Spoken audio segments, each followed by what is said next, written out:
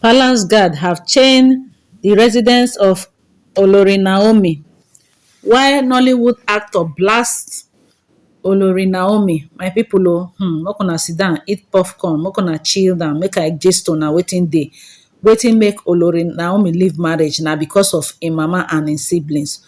Una welcome to MAUREEN'S TV. In case you dey watch me for the first time, make you hit the subscribe button, make you click the bell notification. My people, I greet una according to una time. For all my returning subscribers, say God go bless una, make una sit down, make una lis ten gist. Hey, now wow. Alright, so my people, now welcome back. Why me I dey like to read some of these things they come out, make it not be like say na Maureen na dey forge the story or na Maureen na dey forge the gist. As e dey land, na so I go dey give una. I promise una say I go dey give una this gist back to back. Yes, so this na Maureen gist. Any place where be say you want to get the latest gist, once you dey look for am, just call Maureen gist, you go see am.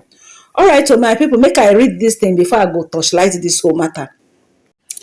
Palace guard have chained the residence of Queen Naomi within the palace of Ooni Adeyeye Ogunsi in Ile-Ife, Osun State. The development happened after the queen left the palace in protest against the king's decision that her mother and her siblings take up residence outside her marriage, which is the palace. The queen, her mother and 6 of her siblings have been residing in the palace since she got married to the Ooni of Ife since 3 years ago, 2018. The Reverend King decided it was time for the queen's mother and his 6 siblings to take up residence outside the palace after battling the inconveniences for 3 years. But Queen Naomi would have none of it. She insisted goes anywhere her mother goes, and she left the palace with her mother and siblings since the Ooni was not ready to back down on his decision.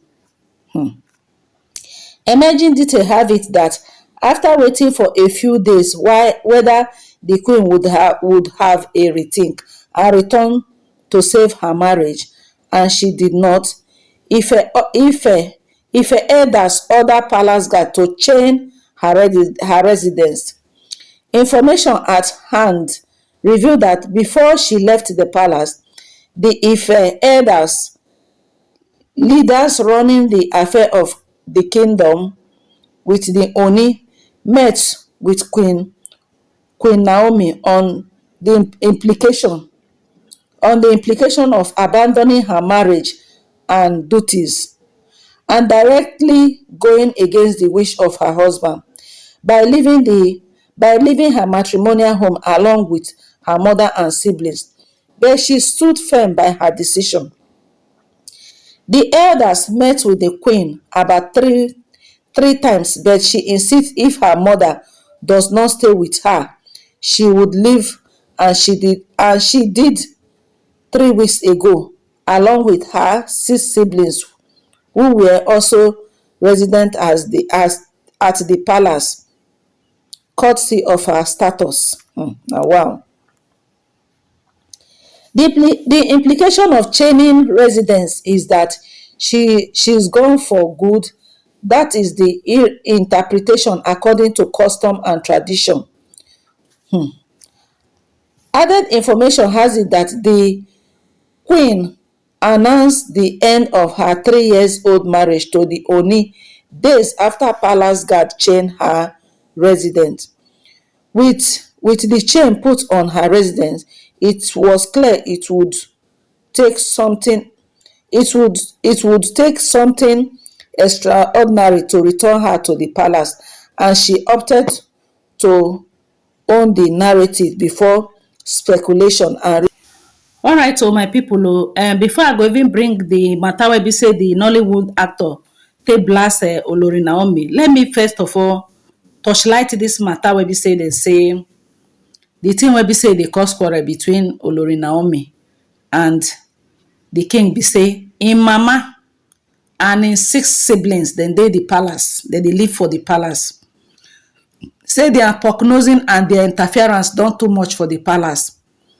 E don get to the time wey be say Naomi sister go follow one of the Ooni concubine fight. So dem dey for the palace like egbeweja, dey prognose into Ooni affair. Any small thing wey Ooni do, na dem go dey give Naomi wrong advice. So, and Ooni of Ife don see say the influence wey be say dem dey get for im wife, e no dey help im marriage at all. So e say at least dem don stay for the palace for good 3 years, make dem pack their kaya, their bag and baggages, make dem go outside the palace go rent house.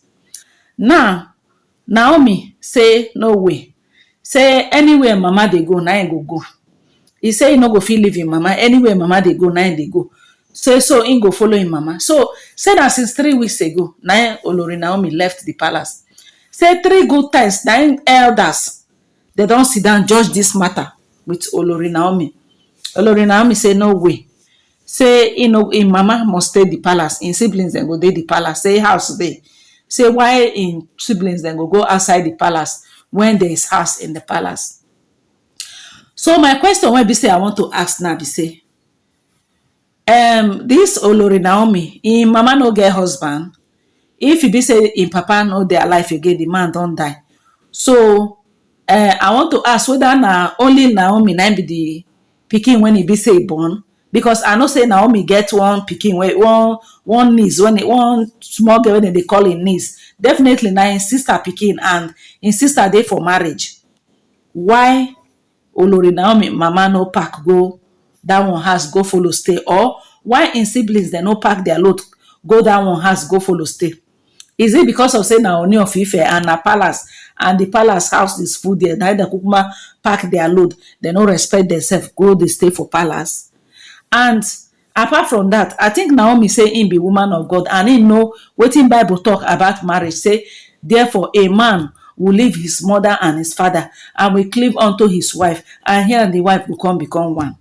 So I never see where woman dey marry, e go carry im mama like handbag follow marriage. Mama dey come house come do omugo. After e do omugo for 3 months, e go. Na so I see am. But if they do party like this, Olori Naomi mama go dress to kill.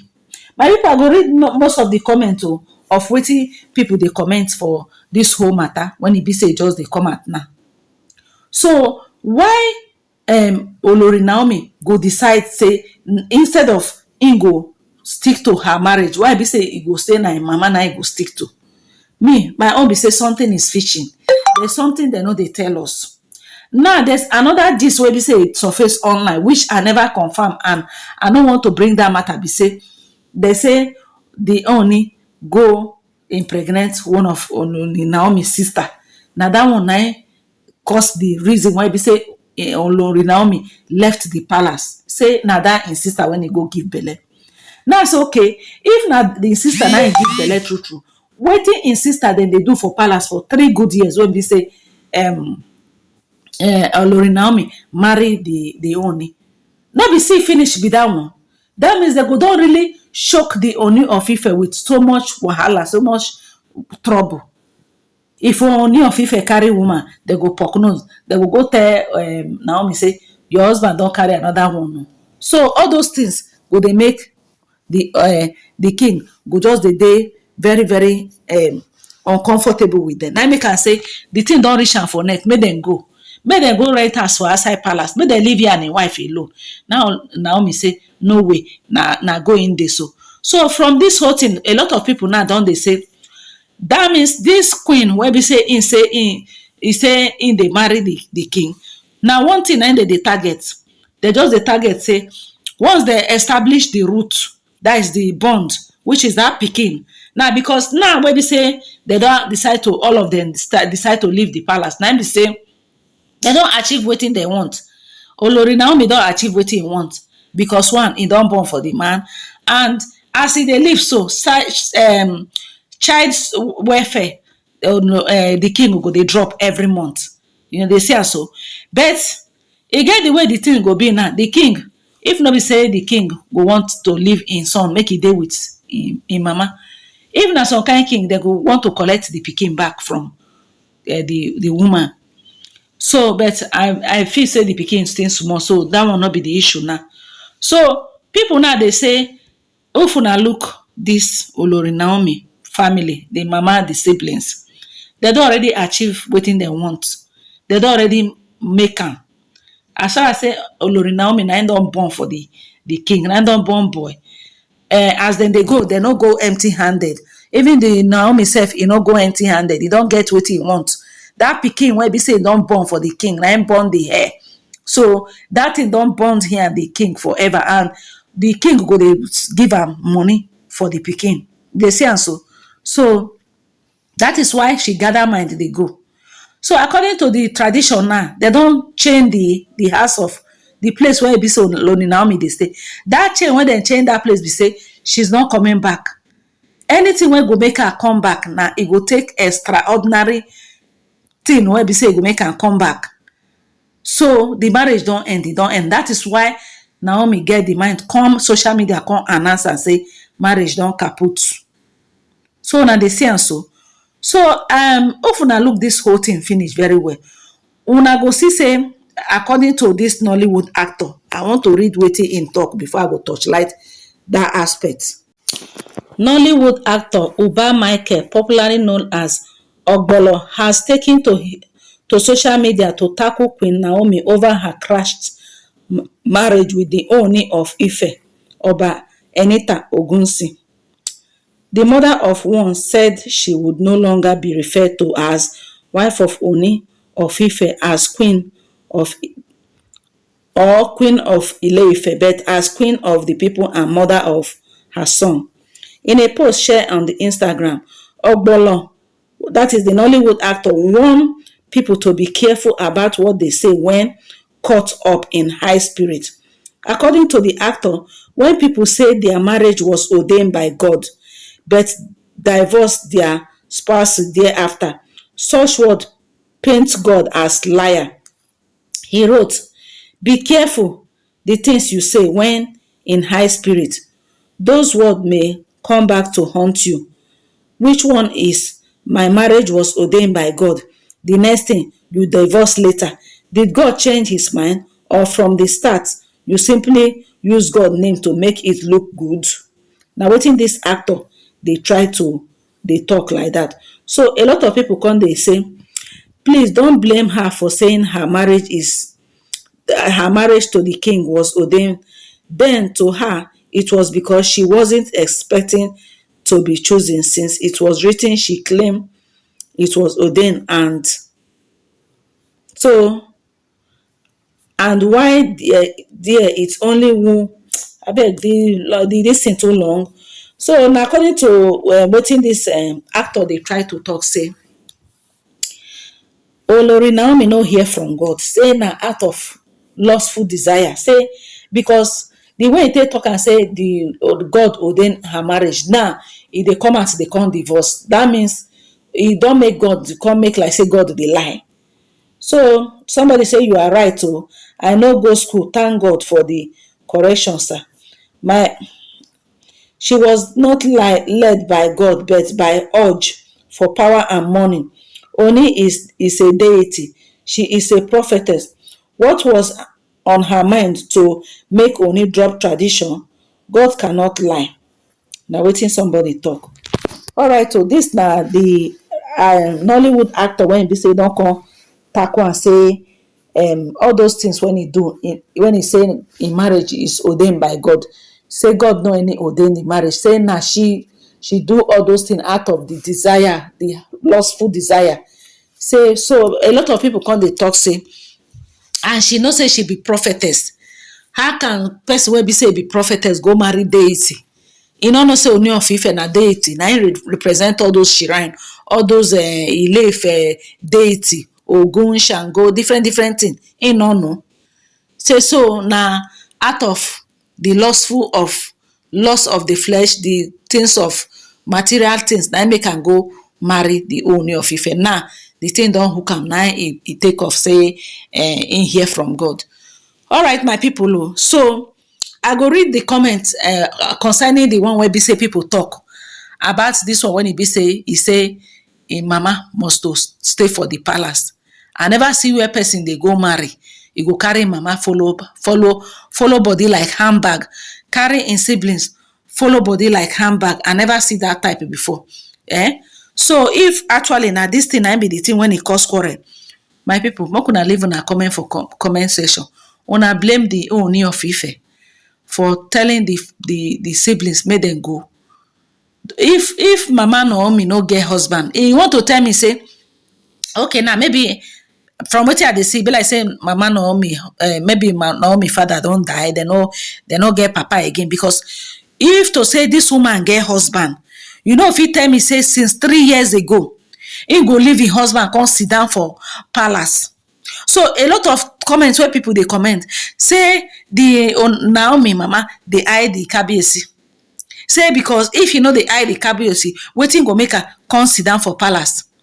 Any party they go tie gegerege. He go dress up to kill. Here and Naomi they go dress up. They go enter this thing. Like say, in fact, Naomi mama na Naomi PA, personal assistant, anywhere Naomi they go, he go follow. If he and the king then they go occasion, he go follow them. There go be 3. So the king come the one that say, Abi, na 2 wife in the marry mama and daughter. Abi na only daughter in the marry, he no can understand. Say, oh yeah, make them pack their kaya, make them leave. Naomi say, no way, he go live with the mama. So people now they talk say, she don't achieve wetin she want. Waiting remain again. He not ready to come, they share the Ooni with other women there. Now make her carry him pikin, take off. So now they say and so. So the thing when they pursue them for that palace, no only God na know. Now, according to the new updates, Olori Naomi say in they go back to evangelism work. In they go back to evangelism work. Now so when Wurola, Queen Zainab left, that one saying they go back to do NGO in humanitarian work. You know they run, they leave the palace, they go. Oh, meanwhile, as in the jog they come out, others the jog they enter. Now they say and so. So the cocoa of this whole matter now be say, the latest update now be say, na Olori Naomi mama na be the wahala. Now the thing and his siblings, 6 siblings, they for Ooni of Ife palace, they live there. Now people call they say, where were they living before Olori Naomi married the king? Where were they living? Were they living inside the bush or inside the forest? Say, which can see finish be this one? At least if Ooni of Ife no pursue them, they're not supposed to take their tongue, take count their teeth, no say they're supposed to leave the palace. Must they tell them to leave before they go leave? Court see the man say, if person they bury your pikin or if person they bury your sister, no go carry yourself throw away for there. May they see you finish. 3 good years, if this thing na true. 3 good years, the man don't try. If you visit your daughter, you stay small, you go back. He get respect. Pass the one you call carry yourself, igbagam. Balance of palace. He get as it be. My people, how na say this matter? Now this one now be the update when I say make I bring for now. You know, I know say I promise say as it dey hot, I go dey bring her. As I dey see gist, I go dey bring her. So in case you never subscribe to this channel, make you subscribe to this channel. And other gist wey be say I don gist, in case you never see them, you fit go check my playlist, you go see them there. Make you watch them, so that you go get idea of wetin we dey talk about concerning this Ooni of Ife and in Queen. Alright, so my people, now here I won't stop. Wanna have a nice day. Bye.